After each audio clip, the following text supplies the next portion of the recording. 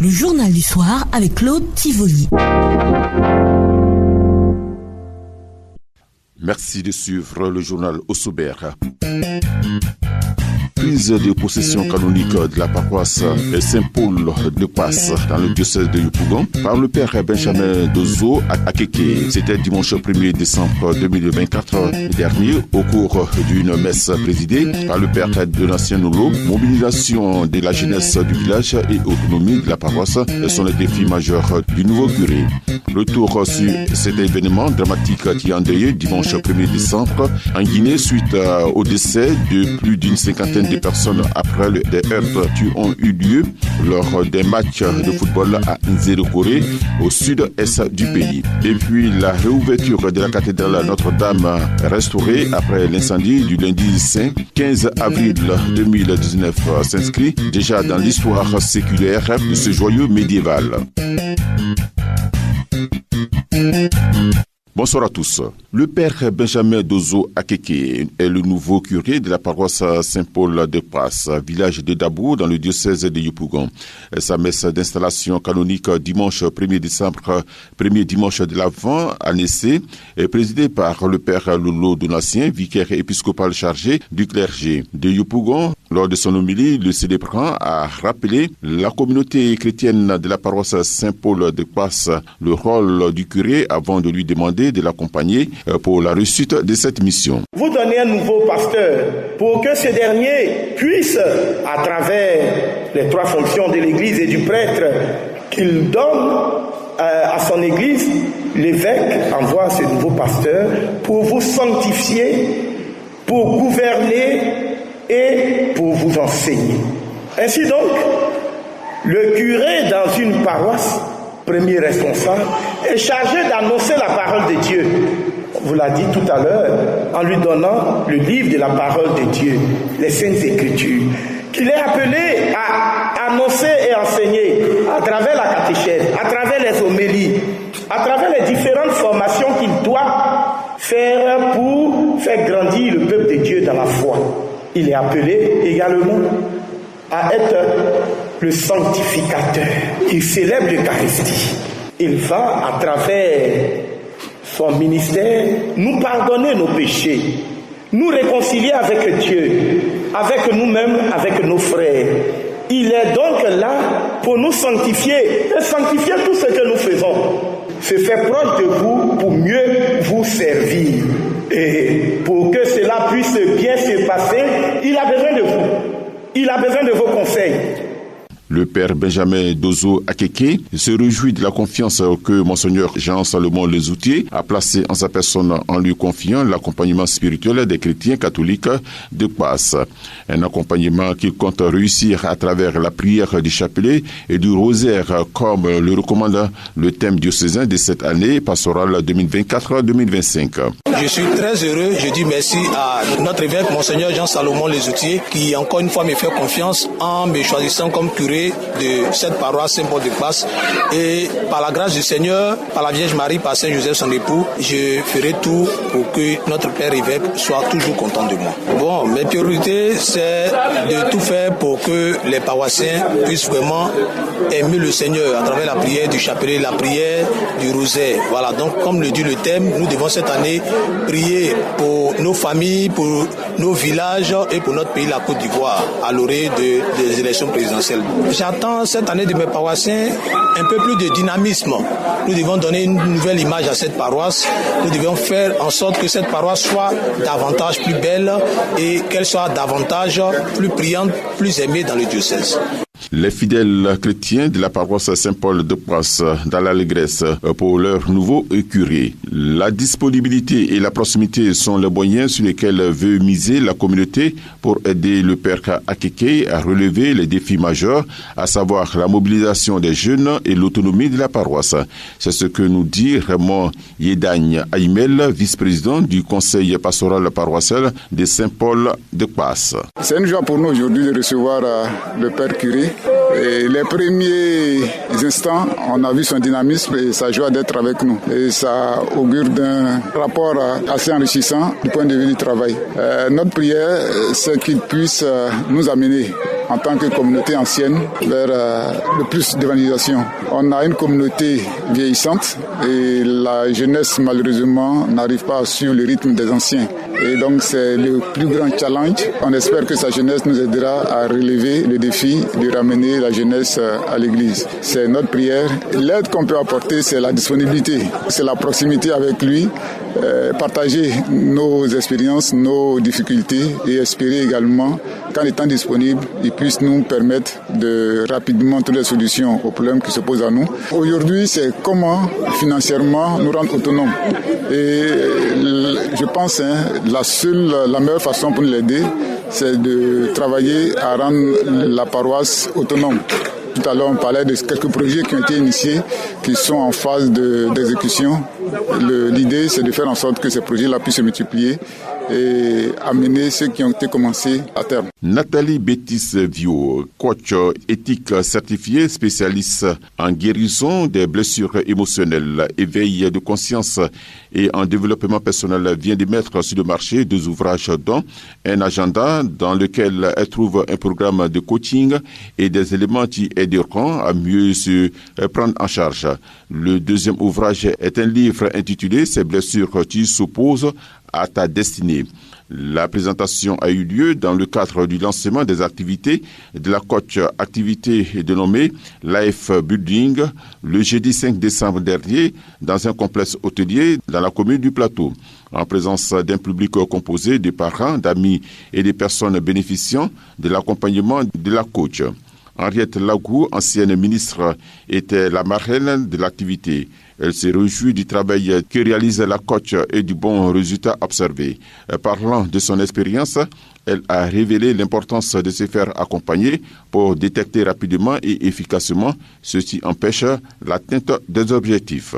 C'est souvent qu'en entreprise, on demande il faut être certifié, certifié ça, mais d'abord c'est le capital humain qui fait que l'entreprise évidemment est certifiée.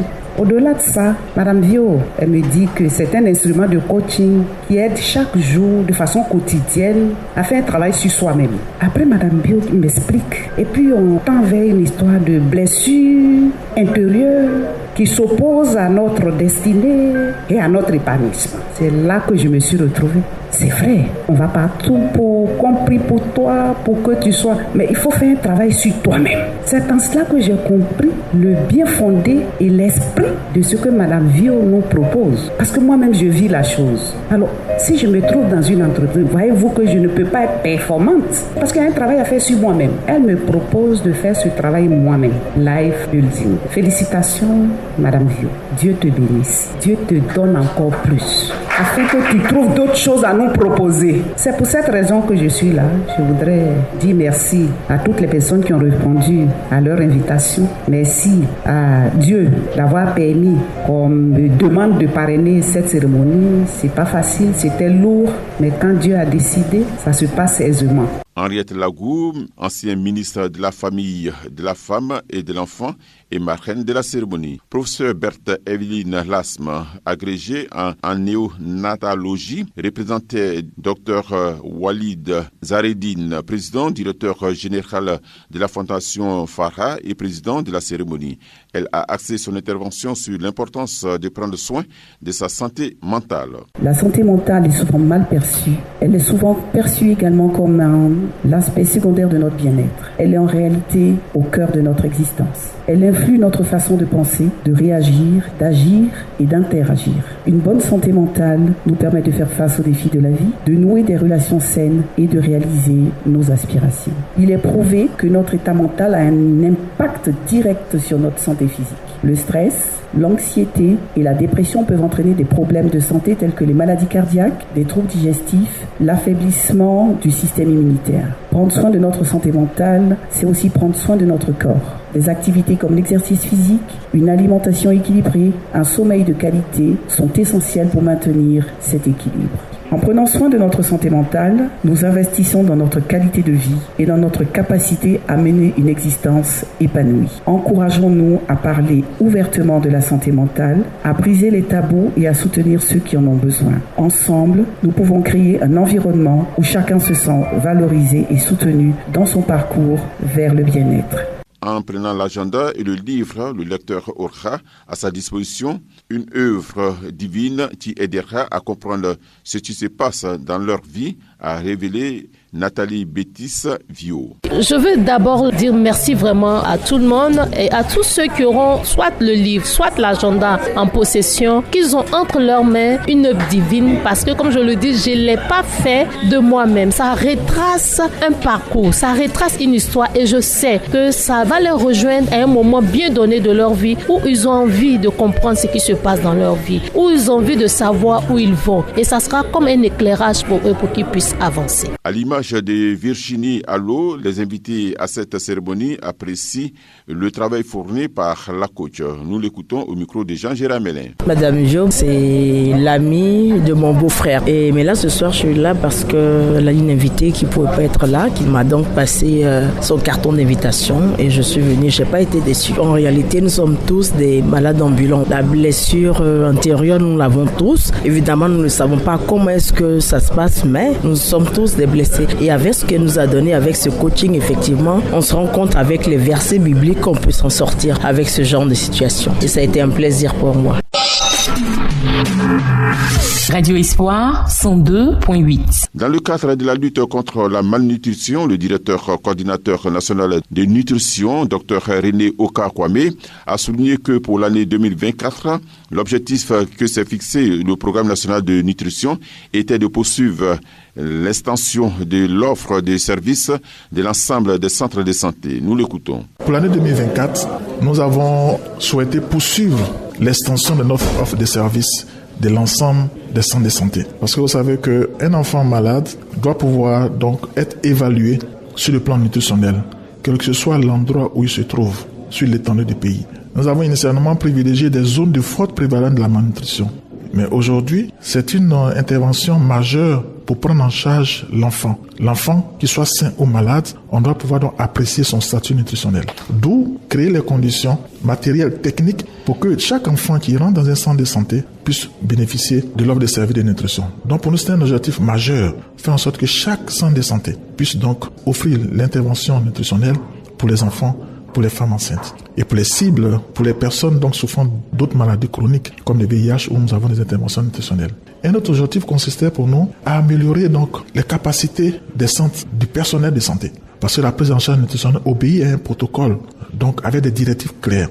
Il faudrait que donc les personnels de santé aient la compétence pour offrir le service. Un autre objectif, c'est de faire en sorte que les indicateurs, ou du moins les outils que nous remplissons, quand un malade vient dans un centre de santé, qu'on prend son poids, sa taille, qu'on calcule des indices et qu'on propose un traitement, on note dans un outil. Ces outils primaires sont après synthétisés pour connaître le nombre d'enfants. Après pour nous, pour savoir comment on couvre notre zone de responsabilité et puis de savoir aussi est-ce que notre phénomène, notre lamentation a pris de l'ampleur ou pas, où on en est, quelle stratégie déployer. Donc la gestion des données était également un des objectifs majeurs pour nous. Et Dieu merci aujourd'hui, en fin d'année, et nous sommes satisfaits de savoir qu'aujourd'hui, la quasi-totalité des districts offrent le service de la prise en charge de la malnutrition. Prévention, promotion, mais prise en charge de la maladie, de la malnutrition. Parce que nous avons équipé, nous avons formé et nous avons également un programme d'amélioration de la qualité des données. Aujourd'hui, si vous voyez le tableau de bord du ministère de la Santé pour la gestion des données, nous avons un tableau de bord qui nous permet d'apprécier au niveau national quels sont nos résultats. Est-ce que nous avons des districts en jaune, rouge, en termes de complétude? Est-ce que les données viennent au niveau central? Est-ce que les données viennent totalement? Est-ce qu'on remplit bien les outils? Nous avons ces informations qui nous permettent donc d'améliorer notre planification et puis de programmer l'accompagnement du niveau central auprès des districts. Quels ont été les projets phares qui ont porté? Alors, nous avons bénéficié du financement de la Banque mondiale, donc à travers l'UCP Banque mondiale. Nous avons bénéficié d'un financement sur la gestion des données de l'Union européenne qui est passé donc par l'UNICEF et l'OMS et donc qui nous a permis donc d'équiper un matériel informatique certains districts. Donc nous avons eu énormément d'appui et qui nous permet donc au terme de l'année de pouvoir donc avoir des gains et qui nous permet également de nous projeter pour 2025. Quelle a été la place de l'éducation nutritionnelle au niveau alimentaire? Alors, c'est une action majeure. L'éducation nutritionnelle est au cœur de notre intervention. Nous en avons parlé. L'enfant, après 6 mois, dès sa naissance, l'enfant n'a que le sein, l'allaitement pour sa croissance. Après 6 mois, cela ne suffit plus. Donc, on passe aux aliments de complément. Et les aliments de complément, il faut apprendre au maman. Il faut expliquer au maman. Parce qu'effectivement, c'est une hantise, une maman qui vient. Non, mon enfant ne mange pas. Mon enfant ne fait pas ceci. Il faut pouvoir écouter la maman, avoir du temps pour la maman, à travers nos consultations et puis faire les démonstrations culinaires, les farines qu'on a, les protéines qu'on a, comment on compose, comment on assure une diversité, parce qu'effectivement à partir de 6 mois jusqu'à 23 mois, il y a la question de la diversité alimentaire qui se pose. Il faut qu'on ait les aliments de différents groupes, on ne rentrera pas dans les détails, mais également il faut les quantités qu'il faut. Et cela, comment on s'assure que l'enfant ou les mamans, les familles respectent cela? C'est à travers les pesées. Donc quand l'enfant naît, il faut qu'on fasse les pesées de l'enfant. On a un calendrier de pesées et donc c'est cet instrument-là qui permet de nous dire que l'enfant là, il grandit bien. Et donc chaque mois, l'enfant viendra, il y a un calendrier, au centre de santé on donne. Donc les mamans doivent pouvoir respecter les calendriers. On n'attend pas que l'enfant soit malade pour venir au centre de santé. Il faut qu'on s'habitue à suivre des orientations du ministère de la Santé en termes de fréquentation des structures de santé. Cela permet à l'enfant donc de grandir bien et d'anticiper sur les maladies, de protéger mieux l'enfant. Radio Espoir 102.8. Le consistoire du dimanche 8 décembre 2024, présidé par le pape François, verra la création de 21 nouveaux cardinaux. Parmi eux, Monseigneur Ignace Bessi-Dobo de Côte d'Ivoire, archevêque d'Abidjan depuis mai 2024. Il a précédemment été évêque de Katoula, archevêque de Korogo et président de la conférence épiscopale ivoirienne. Il est également actif dans le synode sur la synodalité. Nous reviendrons sur cette information dans nos prochaines éditions. Ouvrons la page internationale. Retour sur cet événement dramatique qui a endeuillé dimanche 1er décembre la Guinée suite au décès de plus d'une cinquantaine de personnes après des heurts qui ont eu lieu lors d'un match de football à Nzérékoré au sud-est du pays. L'incident est survenu après une décision contestée de l'arbitre provoquant la colère des supporters qui ont envahi l'aire de jeu avec des bousculades et qui ont coûté la vie à des dizaines de personnes.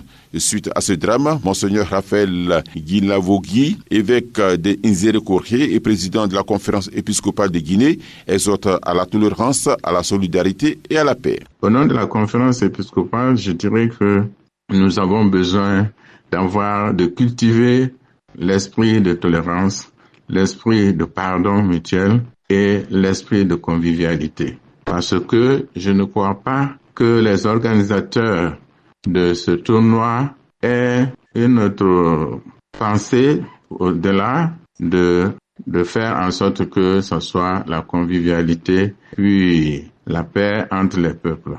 Nous devons cultiver également un esprit de solidarité parce que malheureusement, il y a maintenant une certaine récupération à des fins politiques et idéologiques de la part de certains partis politiques, disons de beaucoup de personnes. Et cela n'est pas de nature à cultiver la paix et la cohésion sociale. La réouverture de la cathédrale Notre-Dame restaurée après l'incendie du lundi saint 15 avril 2019 s'inscrit déjà dans l'histoire séculaire de ce joyeux médiéval. Au-delà de la solennité des cérémonies inaugurales que l'Église de Paris souhaite nécessairement humble et rayonnante, la restauration matérielle permet d'en revenir à l'essence de Notre-Dame. Son identité, son mode d'existence, la restauration religieuse est centrale, estime le philosophe des religions.